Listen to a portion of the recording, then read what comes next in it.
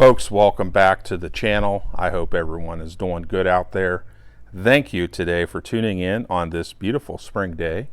And since it's spring, it's time to get some maintenance work done and get some stuff fixed up because, of course, we have a lot of pressure washing coming up with the spring on the way. So we have here our Generac model 8872. Now, I did a review on this machine back about 2.5 years ago. It's been a very good pressure washer. Haven't had any issues with it that I can really think of. And it's just now we're at a point where we need to do some basic maintenance on it. So I'm going to go ahead and walk you through everything you need to do so you can do this yourself. And you don't need to take it in for service with someone. It's pretty straightforward. We'll go through changing the oil on it. We will also clean up the air filter. We will check the spark plug and the spark arrestor on it. And we're also going to do a part replacement, and I will show you what that's all about here in just a second. So it should be a fun video walking you through a couple steps, and we'll have a bit of fun with it. And here we go. Okay, folks, so one of the issues I have is I have very mineralized water. It's well water. Now, I am doing a review on a filter here coming up soon in conjunction with the pressure washer, so y'all are going to be seeing that. Stay tuned. One of the things, though, is that with all the connectors and different things like that, like this one, they start to get kind of hard mineral deposits and stuff in them. And ran into an issue where one of the quick disconnects here had basically the seal had failed, and had to essentially remove it. This at the time was attached, and whenever we went to remove it, had some difficulty removing it because a lot of these deposits, and we ended up kind of like messing up the threads basically on this connector here. So what I ended up doing was just going on Amazon and purchasing a new one here. And I've taken the old one off and have gone ahead and bought myself a new one, and just have to screw this in place, and then we'll be good to go. I'll tighten this down here in just a second. One thing I'm a big advocate of when you're using these pressure washers is hook everything up with quick disconnects. The ones that I use, I will go ahead and put a link to down below. I encourage you to use them. It's going to save you so much time whenever you go to hook up the pressure washer for the day, or to take it down in the evening whenever you're done using it. It's basically you just end up popping it off. So I leave these quick disconnects on here permanently, the one end, and then whenever you're ready to go for the day, you just come in, plug it right in, pop it right off when you're done for the day. I mean, why sit there and mess around with all this stuff where you're constantly screwing stuff in and out? So we'll go ahead and get this tightened down, and we should be good to go with this, and we'll be back in business. Also too, while you're down here, another thing you might want to inspect is also this little grommet that's basically just a little filter for the water to trap any debris from going into the pump. And to get it out, basically just use a little pick tool and just pry it out very gently. Obviously you want to try not to damage it if you're going to reuse it. And this one doesn't look too bad, but probably at some point I'll just go ahead and order another one in case this one goes at some point. So it seems to be okay. There's really no debris blocking it or anything. I might scrub it up with a little brush. Now, one thing I do kind of see in here though is there are some kind of calcified deposits and stuff. So I'm probably just going to give a little scrape to that and just kind of wipe it out with a paper towel, just as a preventative thing. Okay, so I went ahead and reinstalled the screen inside here, and then also to put the quick disconnect back on. And the other thing is some of the mineralized deposits, I just used a bit of Scotch-Brite pad just to kind of clean some of that up here, the caked on stuff from the past 2 years. So, you know, just a little extra thing you don't have to do, but, you know, just to kind of keep everything nice and tidy and clean. All right, next thing here is we have the air cleaner element, the air filter, I mean. So we're just going to go ahead. Well, actually, I took the top cover off here. Got that off. That's held on with this little plastic screw right here. So we'll go ahead and remove this. take this off so we'll see how filthy this ends up being. I don't think it's too bad. It really doesn't look all that bad, all things considered. Could be worse. So you have an option on this. You can clean it, and the other thing too is you can just go ahead and buy a new one, kind of your choice. This doesn't look too bad, so I can probably maybe shake it out a little bit. And then also too, let's see here, I think the foam element here comes off. Let's go ahead and get that off. So yeah, the filter looks pretty good overall. I mean, there's maybe a little bit of stuff in there, kind of the paper elements, maybe a little bit, got a little bit of stuff on it, but really isn't bad at all. So pretty much reused that, kind of banged it out, nothing there really. The foam sock, just kind of gently kind of pried that off. And so what I'll do is I'll go ahead and just kind of wash this in some soapy water, hang it out to dry overnight, and then basically soak it in oil, squeeze out any excess oil, and I'll show you all whenever I do that. All right, folks, so our air filter, so you just have to make sure these two little straight sections here match up also too with those straight sections. The air filter also, just kind of soak that in the oil that I'm going to use to actually change the oil in the engine here. And just made sure I wrung out any excess basically. So just make sure we're on there good. And then we can go ahead and start putting everything back together. This little metal piece goes over the top. Also too, I'll put a link in case you do need another air filter for this. These air filters, they're used in Hondas and all sorts of different machines, so they're pretty common.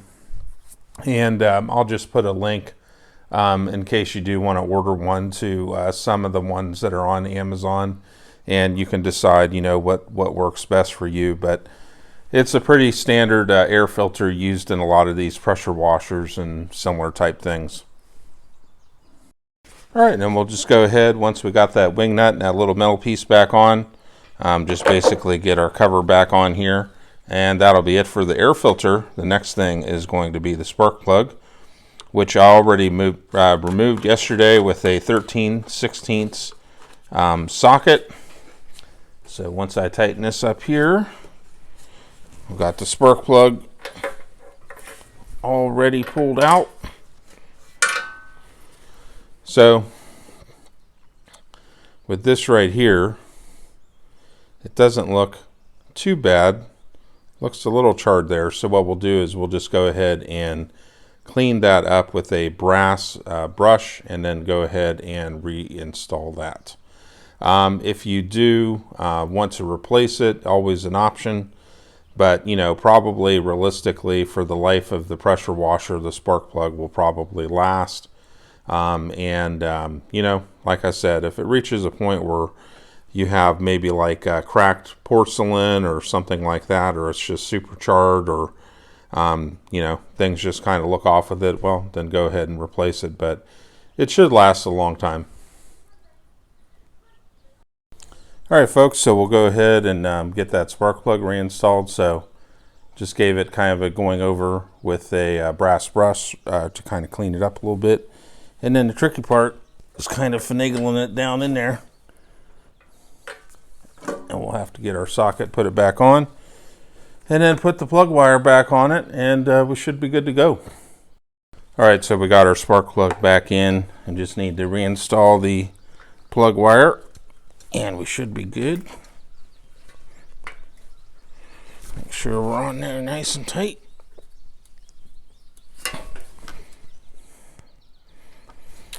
There we go.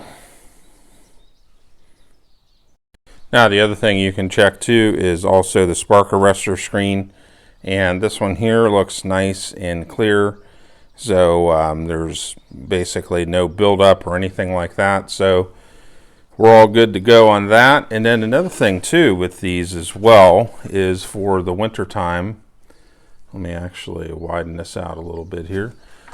So in the winter, well, first off, one of the things that I always do with this in terms of the gas is if you want good running small engines, do not buy the gas with the ethanol. Ethanol basically attracts water, and you'll run into a lot of issues with a lot of these small engines with ethanol, and they just don't seem to run as well.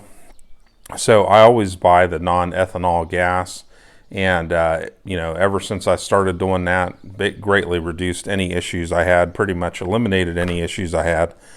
The other thing too for wintertime is whenever I go to store this for winter, I make sure the water's drained out of it. And then the other thing too is I pour some sea foam in there with the gas as well. So that's in there too in case it's needed. So that's just, optional thing you can do, storing it for winter. Next thing what we'll do is we'll go ahead and we will change the oil. Okay, folks, so this is one of the oil fill plugs, and then also this is the drain plug right here. So basically the 10 millimeter is what's going to work to open this up. So let's get that on there. And then, I got it loose enough. So the other thing I did too is I just kind of warmed it up for a couple minutes just to kind of make the oil a little more loose there. And so the oil might be warm, so I'd recommend just wearing nitrile gloves. And here we go. Oh, there we go.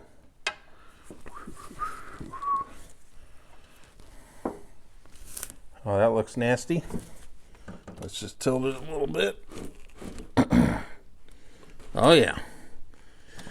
That oil looks pretty dark and manky. Looks like we're making a little bit of a mess there.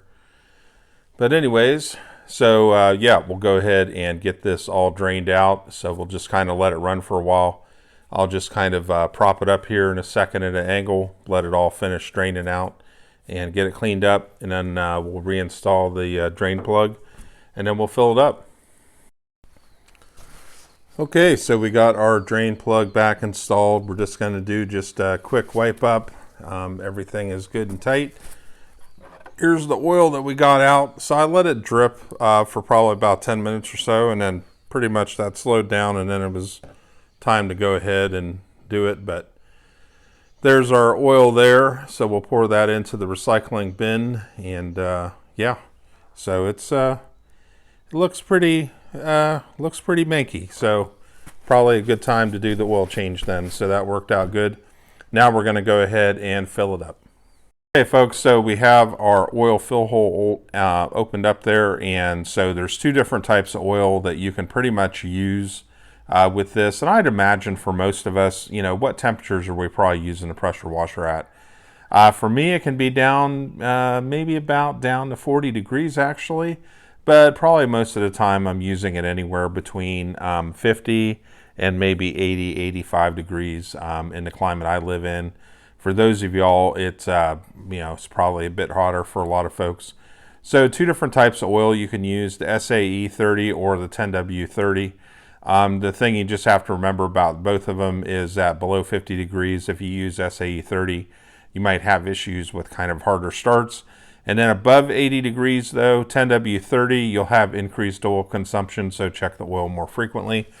And so the other thing I have found from adding oil with this before is you just have to kind of take your time with it because it's very easy to be between over and under or kind of go over real quick or whatever. And so you just have to add little by little and then essentially plug your dipstick back in, check the oil level, and then see where you're at. The other thing, this doesn't really work exactly. This is for a Honda 2000 generator, doing oil changes on that. But it kind of works okay to where it's enough of a funnel where I can pour oil in, and we're going to be using SAE 30 for this. And just pour oil in little bit by little bit, and then check and recheck it, and until you get to a point where you're pretty much below that fill mark, and you should be good to go. So let's go ahead and do that. I'm going to do it off camera because it's too hard to do all this with the camera running while I'm trying to fill it. So I'll be back in a sec. All right, so we went ahead and got everything all plugged back up, so we should be good to go. We ended up using basically, I would say just over half of a quart of oil. That's what it came out to. So it's a thing, like I said, where you just have to kind of, it took me about 10 minutes in total of just kind of pouring some in, rechecking it, yada yada. You know, of course, you know, there were a couple little tiny spills and stuff, so I just put some shop rags under here to absorb it all. So yeah, so we should be pretty good to go. Now we'll take it outside, do a test fire with it, and just make sure it runs good, and yeah, we'll wrap up the video. All right, folks, so we'll go ahead and wrap up the video. Hope you all got a lot out of that and you enjoyed it. As you can see, it's not too hard to do yourself. You know, pretty simple all together. So stay tuned, lots of good videos coming up. All sorts of pressure washing stuff and outdoor stuff and, well, you name it. We do a lot of different stuff on the channel. So we'll go ahead and get it fired up. Get that choke going there. Go ahead and turn the switch and get her cranked up. Turn the choke.